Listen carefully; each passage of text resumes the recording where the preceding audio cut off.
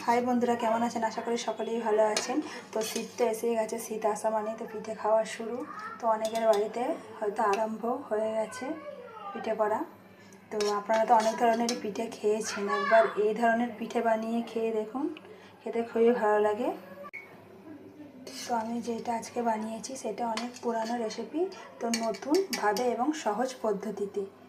এটার নাম হলো চাউমিন পিঠাও বলতে পারেন, তো চাউমিনের মোটা সেমাই বলতে পারেন।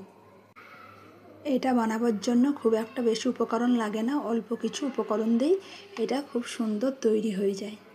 তো চলুন তার জন্য কি কি নিতে হবে দেখে নিই। একটা নারকেল কোড়া, ঘি, কিশমিশ আর চাউমিনটাকে এইভাবে হাতে করে ভেঙে নেব। আমরা যেভাবে সেমাই রান্না করি, সেমাই রান্না করতে পারে এবার হাতে করে ভাঙতে হয়, তাই না? এইভাবে হাতে করে ভেঙে ভেঙে নিতে হবে চাউমিনটা। দেখুন হাতে করে একদম ছোটো ছোটো করে ভেঙে নিয়েছি। আমি এখানে চাউমিনটা অল্পই নিয়েছি, কারণ পরে এইটা বেড়ে ডবল হয়ে যাবে। আর নারকেলটা একটা বড় জায়গায় ঢেলে নিয়েছি। এবার এতে উষ্ণ গরম জল দিয়ে নারকেলের দুধ বার করে নেব। নারকেলের দুধটা যত ঘন হবে কিন্তু এই পিঠাটাও খেতে, কিন্তু পিঠাই বলুন বা সেমাইটা ততই খেতে দারুণ লাগে।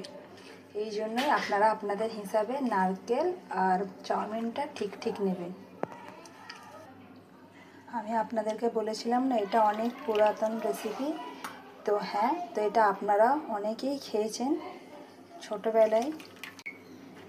শীত পড়লেই কিন্তু সবার বাড়িতেই কিন্তু হতো। এটা হাতে মেশিন দিয়ে, এই যে ময়দাটা মেখে যে হাতের মেশিনগুলো ছিল আগে, তো ওতে দিয়ে এইভাবে করে সেমাই বার করে রোদ্দুরে শুকিয়ে তারপর বানানো হতো। এখন তো কারোর কাছে এত সময় নেই এইভাবে বানাবার জন্য। তো আমি তাই ভাবলাম এটা শর্টকাটে কীভাবে ঝটপট ওই একই টেস্ট তো বানানো যায়। চাউমিন তো ময়দা দিয়েই তৈরি না, বাড়িতে তৈরি সেমাই আর চাউমিনটা কিন্তু একই পদ্ধতিতে হয়, খালি এটা রোদে শুকোতে হয় সেমাইটাকে, আর ওইটা মেশিনে ওরা শুকিয়ে নেয়। দুধটা ঠিক দেখুন কত ঘন রেখেছি। তো আজকালকার দিনে সময়ের অভাবে বাড়িতে কেউ এই ধরনের ঝামেলা করে না। এইখানে যে নারকেল কুড়োটা এইভাবে বেঁচে গেছে, এইটাও মিক্সারের জারে দিয়ে একবার ভালোভাবে ঘুরিয়ে নেব। এতেও কিন্তু অনেকটাই দুধ বেরোবে। এটা কিন্তু বেশি কিছু ঝামেলা ছাড়াই খুব তাড়াতাড়ি তৈরি হয়ে যায়, ঝটপট একদম। গ্যাস চালু করে দুধ বসিয়ে দিয়েছি। এবার দিয়ে দেব 3টে আর 2টো তেজপাতা এভাবে ছেড়ে দিয়ে দিয়েছি। তখন বলতে ভুলে গেছিলাম, তো এখন মনে পড়েছে দিয়ে দিয়েছি। অল্প লবণ আর হাফ বাটি চিনি। দুধটা ভালোভাবে ফুটে গেছে, এইভাবে নাড়াচাড়া করে আরও 2-3 মিনিট ফুটিয়ে নেব। গ্যাসের ফ্লেমটা একদম আস্তে করে দেবো। গ্যাসে এইদিকে আর একটা কড়া বসিয়ে দিয়েছি, কড়া গরম হয়ে গেছে। এবার দিয়ে দেবো 3 চামচ ঘি। এবার চাউমিনটা দিয়ে ভালোভাবে ভেজে নেব। হাতে কিন্তু আধ ঘন্টা থাকলেই এই রেসিপিটা খুব ঝটপট তৈরি হয়ে যায়। এটা কিন্তু মিডিয়াম আঁচে ভাজবে, খুব জোরে দিয়ে ভাজলে কিন্তু তাড়াতাড়ি একদম লাল হয়ে যাবে আর জিনিসটা পুড়ে যাবে। ঠিক এই ধরনের যখন হালকা লালটা হবে, দেখুন কাছ থেকে দেখায়, তখনই গ্যাসটা বন্ধ করে দিতে হবে। আর এতেই দিয়ে দেবো এই কিশমিশগুলো, যেহেতু ঘি গরম আছে কিশমিশগুলো ফুলে যাবে। এটা এবার দুধের মধ্যে ঢেলে দেবো।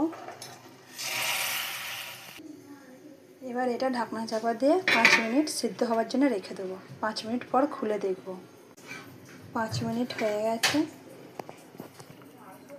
চাউমিনটা দেখুন ঠিক এই ধরনের হয়েছে।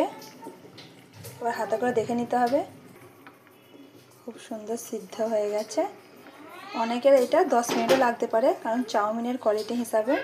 তো এই সময় আপনারা আপনাদের হিসাবে মিষ্টি এবং লবণটা দেখে নেবেন। এবার গ্যাসটা বন্ধ করে দেবো। এটা হালকা ঠান্ডা হয়ে গেলে দেখাবো কত সুন্দর হয়েছে। 2 মিনিট হয়ে গেছে, দেখুন কত সুন্দর এবং একটা একটা চাউমিনগুলো হয়েছে। তো আমি এটা এভাবে সিম্পলভাবেই রান্নাটা করি। তো আপনারা চাইলে এতে আপনাদের পছন্দ মতো ড্রাই ফ্রুটও মিক্স করতে পারেন, দিতে পারেন। আপনাদেরকে একটু কাছ থেকে দেখাই, দেখুন কত সুন্দর দেখতে লাগছে। তো আপনারাও এভাবে বাড়িতে অবশ্যই একবার বানিয়ে খেয়ে দেখবেন। একবার খেলে কিন্তু বারবার খেতে ইচ্ছা করবে। যদি আমার ভিডিও এবং রেসিপিটা আপনাদের ভালো লাগে অবশ্যই লাইক, সাবস্ক্রাইব এবং ফলো করবেন। Thank you.